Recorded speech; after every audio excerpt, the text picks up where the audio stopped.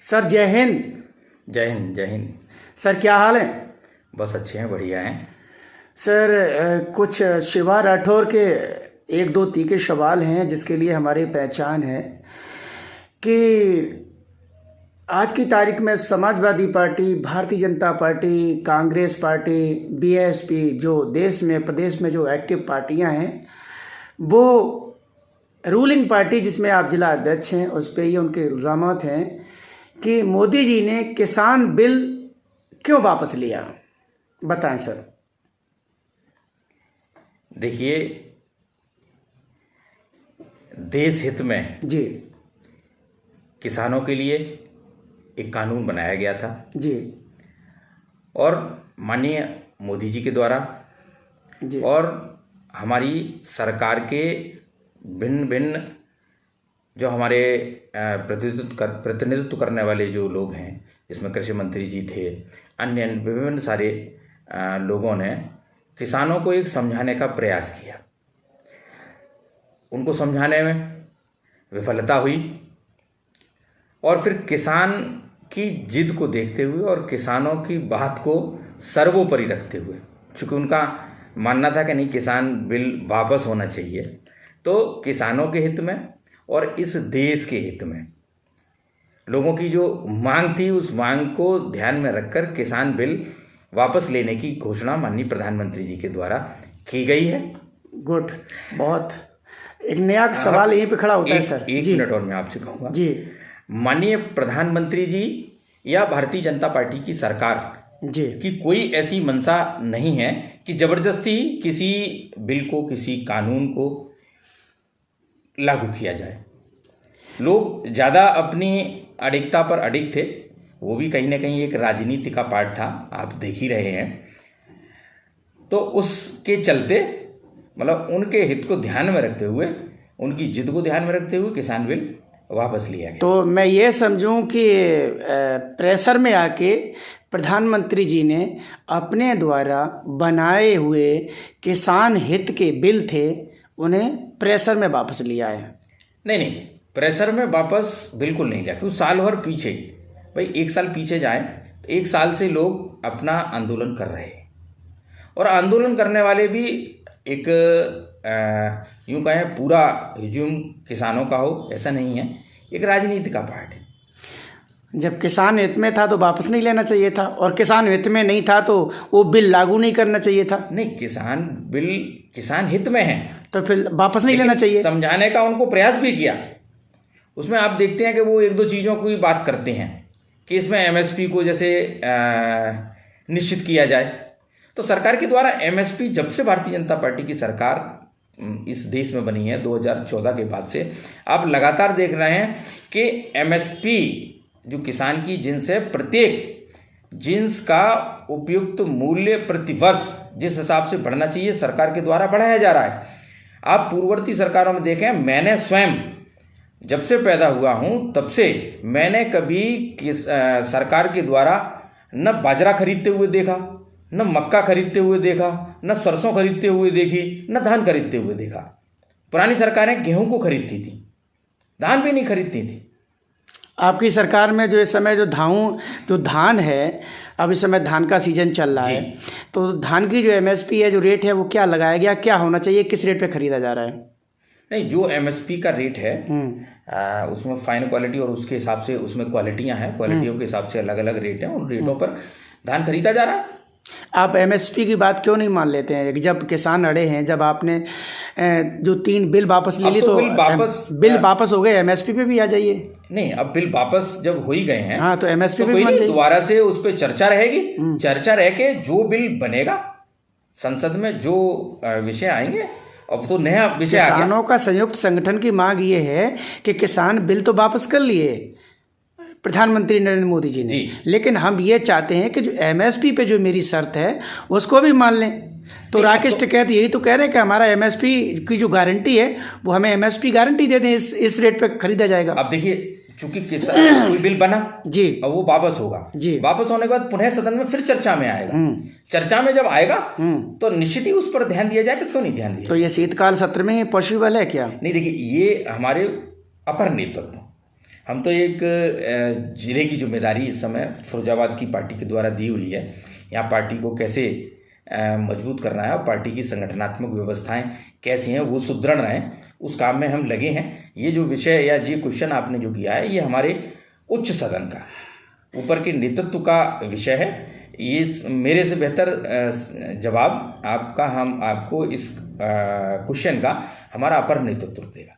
अच्छा सर, ये बताइए, हम आपके ज़िला फिरोज़ाबाद में भारतीय जनता पार्टी के जो चुने हुए जो विधायक हैं, पुलिस और प्रेस दोनों से बचते हैं, सॉरी पब्लिक और प्रेस दोनों से बचते हैं। ना तो वो पब्लिक में है और ना ही वो प्रेस में आना चाहते हैं। क्या जो मैं ये कहूँगा कि मोदी की लहर में मिड़कियों के भी नाल ठुक गए थे।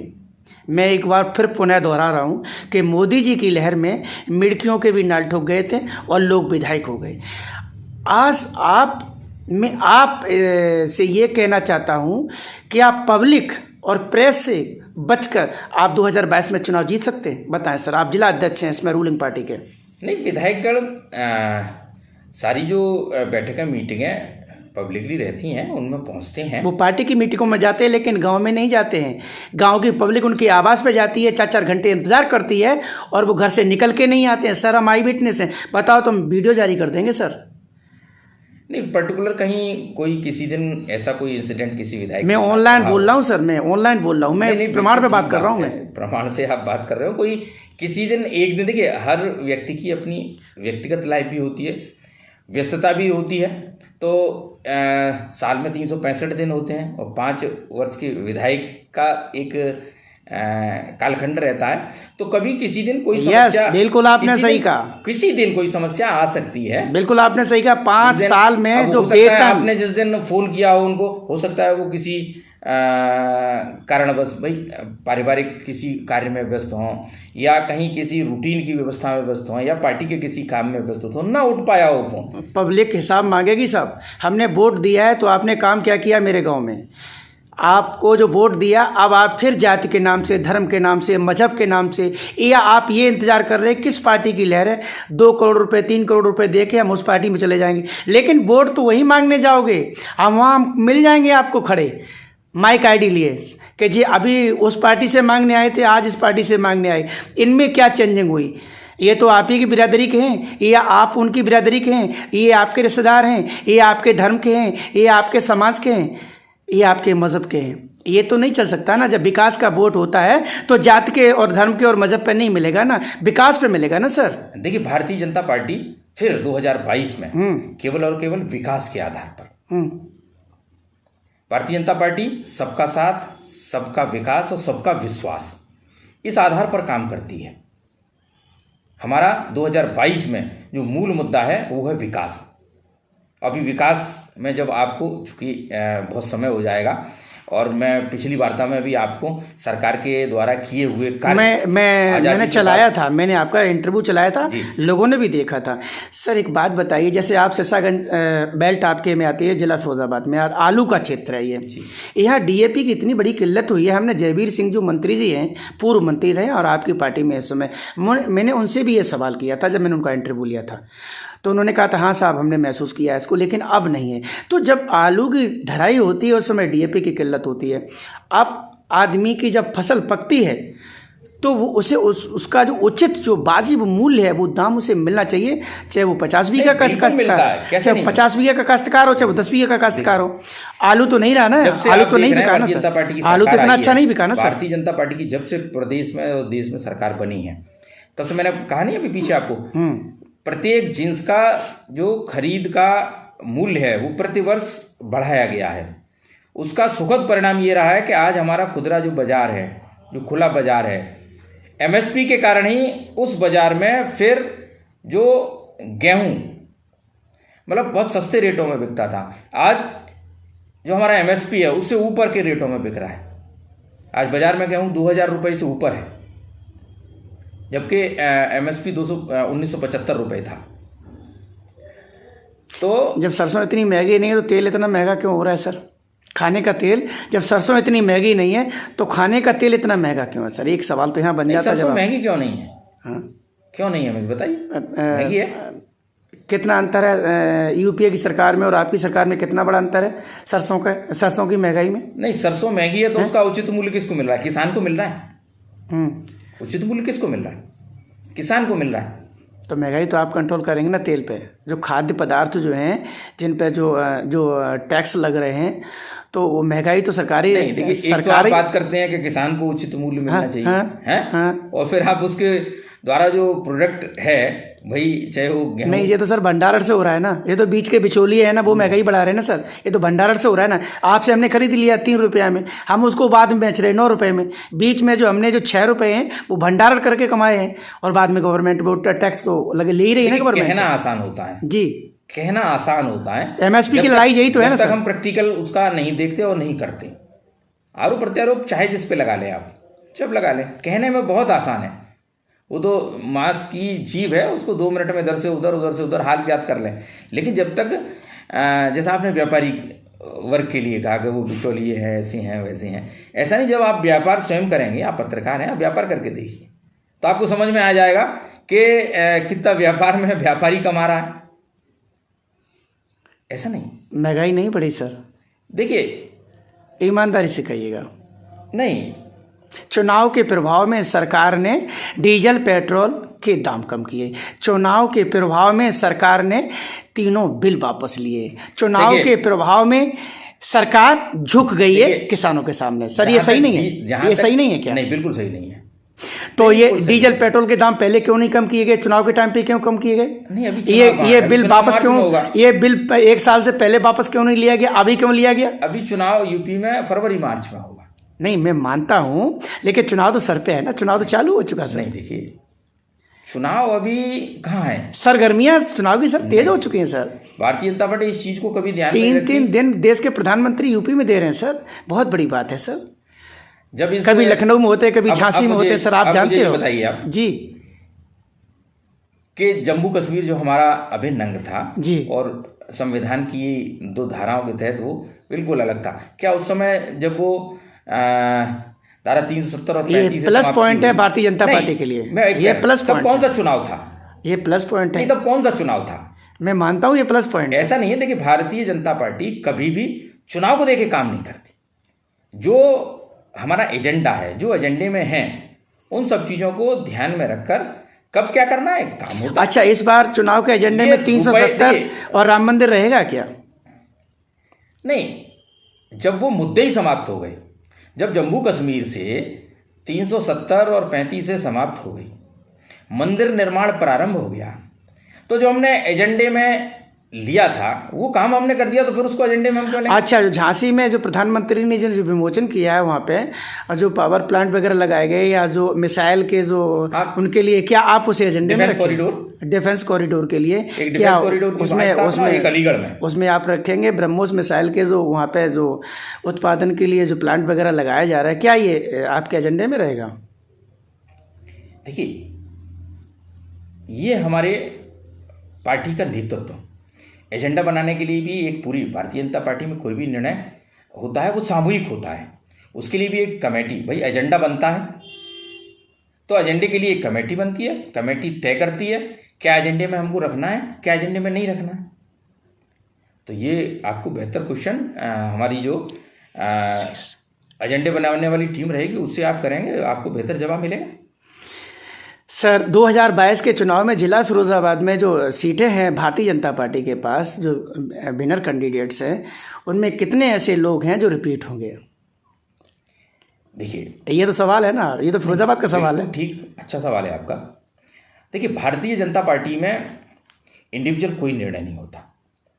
जो क्वेश्चन आपने मुझसे किया है, मैं उसका जवाब आपको दे इसलिए नहीं सकता क्योंकि मैं उस मतलब एक अकेला पर्सन वो नहीं हूं कि मैं आपको ये बता सकूं कि फला व्यक्ति चुनाव यहाँ से आप जिलाध्यक्ष कार्य की समीक्षा तो होती है ना सर? विधानसभा में कौन कौन से कार्य हो रहे हैं, मैं समझता हूँ कि विधानसभा में क्या चल रहा है क्या नहीं चल रहा है, जिलाध्यक्ष को पूरी जानकारी होती है पूरे जिले की। देखिए, भारतीय जनता पार्टी एक कार्यकर्ताओं का समूह है जो भी निर्णय होता है वो सामूहिक होता है।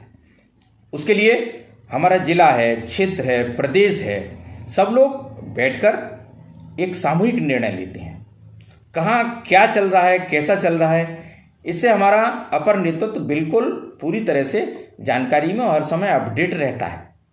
तो ये अपर नेतृत्व का हमारा प्रदेश की जो कमेटी है वो कमेटी तय करेगी। सूत्र तो ये कह रहे हैं कि कुछ समाजवादी पार्टी के लोग बीजेपी से टिकट मांग रहे हैं, और सूत्र ये भी कह रहे हैं कुछ फिरोजाबाद में बीजेपी के लोग समाजवादी पार्टी से भी टिकट मांग रहे हैं। इसमें कितनी दम है सर? सूत्र कहते हैं। अच्छा, जसराना से देखिए, जहाँ तक भारतीय जनता पार्टी का, देखिए हमारे जो विधायकगण हैं उनका सवाल है, या भारतीय जनता पार्टी भाई विधायक ही हैं इस समय, तो कोई भी विधायक इस समय भारतीय जनता पार्टी के पूरे काम में तल्लीनता से व्यस्त हैं। इस समय पार्टी के द्वारा जो काम दिया जा रहा है उस काम को विधायकगण हमारे पूरे मनोयोग से लगकर काम को कर रहे हैं।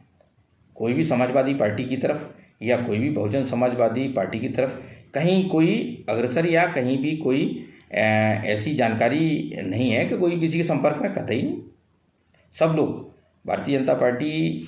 जनाब अखिलेश यादव कहते हैं कि भारतीय जनता पार्टी के लगभग 150 विधायकों के टिकट कटेंगे और वो समाजवादी पार्टी से आने के लिए तैयार है, और आपकी पार्टी से वर्तमान विधायक सीतापुर राकेश राठौर वर्तमान में समाजवादी पार्टी ज्वाइन भी कर चुके हैं। सर कैसी बात कर रहे हैं सर? आपने एक नाम राकेश राठौर जी का दे दिया। मैं प्रमाण से बात कर रहा हूं जी, तो बहुत दिनों से, मैं तो आपसे पहली बार बोल रहा हूँ सर, मैं आपसे पहली बार बोल रहा हूँ सर। ठीक बात है जी, लेकिन बहुत दिनों से विवाद के घेरे में है जी। वो हमारे मतलब आदरणीय प्रधानमंत्री नरेंद्र मोदी जैसे व्यक्तित्व को चैलेंज कर रहे हैं। तो वो तो कब से मतलब पार्टी के हाशिए पर। मैंने आपको प्रमाण दिया ना सर, मैंने प्रमाण दिया आपने कि एक उदाहरण आपने दे दिया। अभी 4 MLC सपा के टूट के भाजपा में शामिल हुए, बहुत सारे पूर्व विधायक भारतीय जनता पार्टी में शामिल हुए हैं। तो कुछ नहीं है, तो देखिए चुनाव तो चालू हो गया ना सर, जोड़ तोड़ का अभियान तो शुरू हो गया ना सर। तो वो राजनीतिक दल करते हैं, उसमें कोई खास बात नहीं है। सूत्र तो ये भी कहते हैं कि भारतीय जनता पार्टी की बी पार्टी असुद्दीन ओवैसी को कहा जाता है। अगर असुद्दीन ओवैसी अगर यूपी में आके अगर अपने 100 सीटों पर चुनाव लड़ाने की बात कर रहे हैं, इस प्रकार की चर्चाएं विपक्ष के लोग हमेशा लगाते रहते हैं। भाई ओवैसी जी से भारतीय जनता पार्टी का कोई सरोकार नहीं, कोई ताल्लुक नहीं। चाचा भतीजे अगर एक साथ नहीं मिले तो कहीं ऐसा तो नहीं उसमें आप टो लगाए बैठे, भारतीय जनता पार्टी टो लगाए बैठी है कि चाचा भतीजे अगर नहीं मिले तो चाचा मेरी तरफ होंगे? नहीं, शिवपाल सिंह यादव जी की प्रसपा पिछले लोकसभा चुनाव में भी इंडिविजुअल चुनाव लड़ी थी। उन्होंने शायद 36 सीटों पर लोकसभा में अपने प्रत्याशी खड़े किए थे। स्वयं फिरोजाबाद की सीट पर शिवपाल सिंह यादव जी वो सही बात है कि शिवपाल सिंह के रहमो करम पे ही फिरोजाबाद की सीट निकली है, इसमें कोई दो राय नहीं। गलत आरोप है। अगर यहाँ शिवपाल सिंह जी नहीं होते। दूसरा हम पहलू आपसे पूछते हैं, 92,000 वोट पड़े सर उनके। 92,000 पड़े, ठीक मानते हैं हम आपकी बात को। दूसरा पहलू आप देखें, बहुजन समाजवादी पार्टी कहाँ थी? समाजवादी पार्टी के साथ थी। और इस जो हमारा लोकसभा जनपद है, जो लोकसभा क्षेत्र है, पूरा जनपद हमारा लोकसभा है, इसमें अगर हम बहुजन समाजवादी पार्टी के वोट का काउंट करें तो वो काउंट ही बैठता है जो डब्बे में पड़ता रहता है, वो लगभग 1.5 लाख प्लस रहता है। फिर इससे पूर्व में क्यों नहीं बीजेपी का विधायक बन गया यहाँ पे? इससे पूर्व में क्यों नहीं बने? कहाँ पे? भाई शिवपाल सिंह लड़े तभी तो आप विनर भये। नहीं, देखिए वो वोट भी तो समाजवादी पार्टी के साथ जुड़ा हुआ था जी। जुड़ा था, नहीं जुड़ा था? वो डिवाइड हो गया, आपने तभी तो समाजवादी पार्टी हार गई। क्वेश्चन मार्क ही तो लगाया है। हाँ। कि शिवपाल सिंह जी अगर यहाँ लड़े, हम ये कह रहे हैं अगर बहुजन समाजवादी का पार्टी का पैक्ट नहीं होता तब क्या होता बताइए? 1.5 लाख वोट आप माइनस कीजिए समाजवादी पार्टी के खाते से और 92,000 को प्लस कीजिए। वो सपा के लोग तो ये कहते हैं कि बसपा वालों ने वोट ही नहीं दिए सर। और ये कारण है कि सपा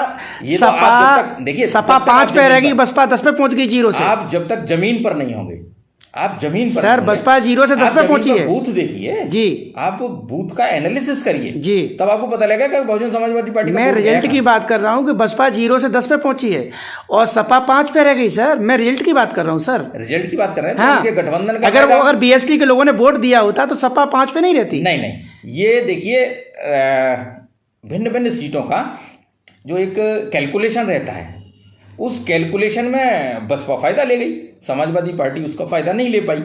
आप देखें वो मैक्सिमम सीट है पश्चिमी उत्तर प्रदेश में। उसका कारण ये है कि जाटव ने यादव को वोट नहीं किया सर। नहीं, ये गलत आरोप लगाते हैं, ये आरोप गलत लगाते हैं। बहुजन समाजवादी पार्टी का एक एक वोट साइकिल में गया, इसका प्रमाण हम जमीन पे हैं, धरातल पे हैं। हम पूरी एनालिसिस कैलकुलेशन यहाँ के जो 2040 बूथ हैं उनकी रखते हैं। अगर जैसे आप कह रहे हैं 1.5 लाख वोट अगर बहुजन समाजवादी पार्टी का अलग पड़ता, 92,000 वोट आपका कहना है कि समाजवादी पार्टी का कट के शिवपाल सिंह यादव जी को मिल गया, उसको आप जोड़ दें तो हम तो अभी तो 30,000 से जीते हैं, फिर हम उस स्थिति में तो और ज़्यादा जीतते, तो हमारी जीत बैठती 60 और 30 90,000 वोटों की। मानवेंद्र जी, my dear friends, Bharatiya Janata party के जिला अध्यक्ष हैं मिस्टर मानवेंद्र जी, और इन्होंने तीखे सवालों का शिवा राठौर के बड़ा शालीनता से जवाब दिया है। मानवेंद्र जी, मैं आपका तहे दिल से शुक्रिया अदा करता हूं, और माय डियर फ्रेंड्स, अगले एपिसोड में हम जरूर किसी नई सक्सेस से आपको रूबरू कराएंगे। सर, जय हिंद। जय हिंद।